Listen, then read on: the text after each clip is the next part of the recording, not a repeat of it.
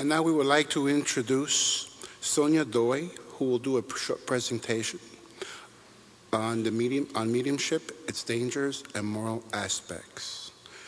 Sonia is a member of the Allan Kardec Spiritist Society of Maryland since 1980, and currently is the doctrinal director of this organization. She is also one of the founders and presidents of the U.S. Spiritist Medical Association, and her professional career spans the credentials of MD, PhD, Associate Professor of Medicine at the Uniformed Services University in Bethesda, Maryland. Please welcome Sonia Doi.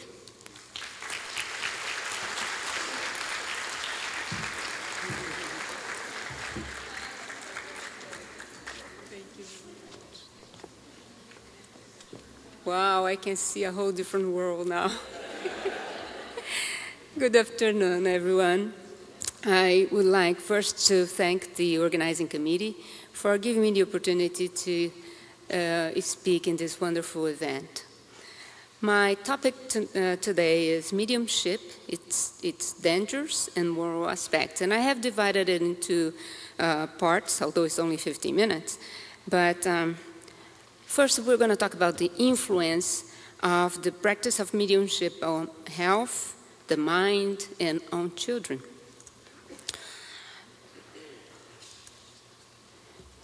So the first question is mediumistic faculty pathologic, meaning is it a illness? And the Medium's book tells us the mediumistic faculty is an altered state of consciousness, but it's not a disease, it's not an illness. It can induce fatigue after prolonged exercise of mediumship.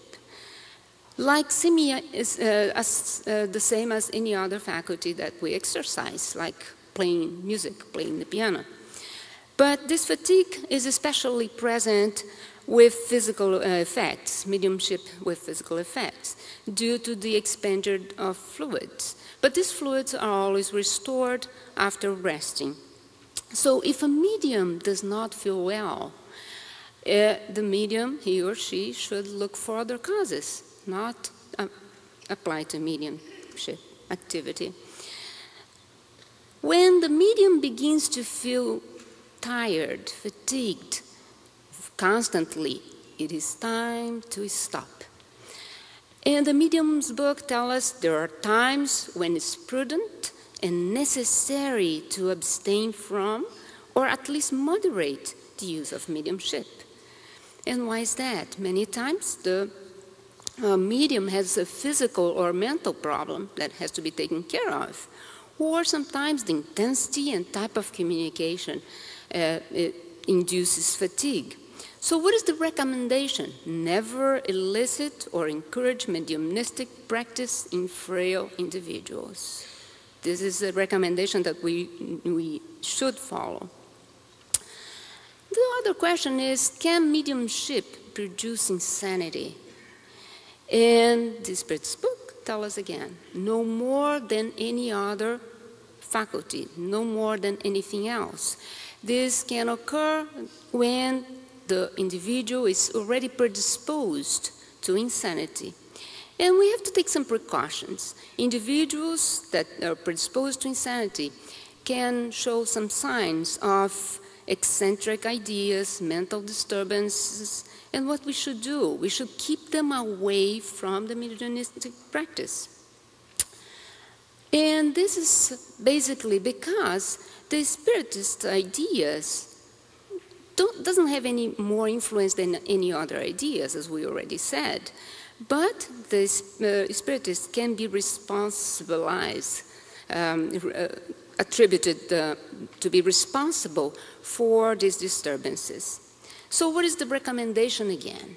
Steer their attention, the attention of these individuals, to another activity. There are so many other activities in our Spiritist centers, in order to provide rest to their weakened mind.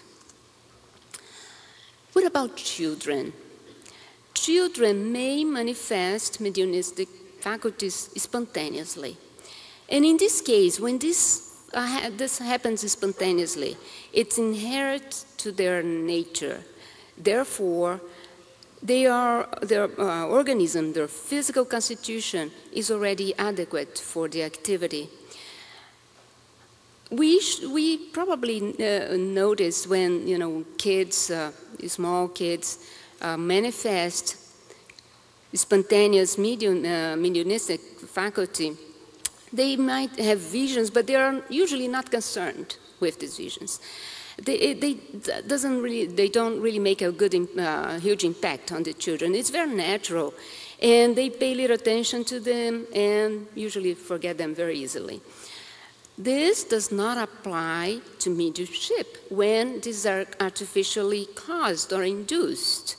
So, just the opposite, we should not develop mediumship in children because this can certainly cause serious problems. Their fragile structure, delicate organism, is not yet mature for sustaining the mediumistic manifestations. Again, this could excite way too much their imagination. What are the recommendations then? To keep these ideas away from children, or to instruct them, if they can already understand, we can instruct them about the possible consequences of these manifestations from the mental point of view. So instruct, keep them away. Is there an age limit for mediumship activity? And the Medium's book tells us there's no precise age limit to mediumship in general. It depends on the physical and particularly on the psychological development of the individual. However, it's very important to consider a few things. First, that the physical effects mediumship cause more fatigue. It's more fatiguing to the body. So, again, not appropriate for one who is not fully developed yet. The automatic writing mediumship is not appropriate for children because they lack experience. And also they might be enthusiastic about that and might want to practice by themselves, might engage in games and playing with it. Children especially lack the experience to recognize misleading spirits, and that could be really dangerous. Because serious mediumship requires meditation, which children are not yet mature for, require knowledge of the phenomenon and of its consequences.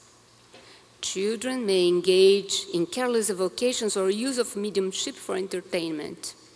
And that's an open door to mocking or malevolent spirits. So another important recommendation. Even under the most favorable conditions, children should only exercise mediumship under the supervision of very experienced individuals who will teach them, will teach the responsibility for the manifestations and also the respect for the spirits. Now we're going to talk a little bit about the moral aspects of mediumship. The faculty per se is organic, independent of morality. What depends on morality is the use of this faculty. So we see that even unworthy individuals have been endowed with mediumistic faculty because actually they need more than others to improve themselves. It's a tool that is given to them. But the use of any faculty, including mediumship, it's one's responsibility. Mediums' moral values can can lead to good or bad use of mediumship. And the bad use of mediumship will result in double punishment. One will lose the opportunity to use mediumship as a tool for their own enlightenment. And again, that will render them more culpable because now they know it and they're still using it in a bad way. So they will be blamed more than someone who is blind and falls into a ditch. We know that there's a law of affinity, so good souls will have affinity to good spirits, and the opposite, evil souls will have affinity for evil spirits. And that results in one important concept. Morality of the medium exerts a capital influence on the nature of the spirits who communicate.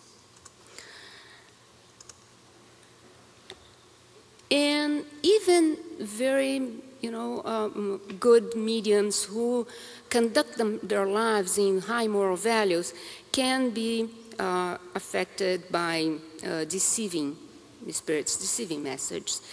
So sometimes, no matter how good the mediums are, they still have some weaknesses. We all have. We're not perfect.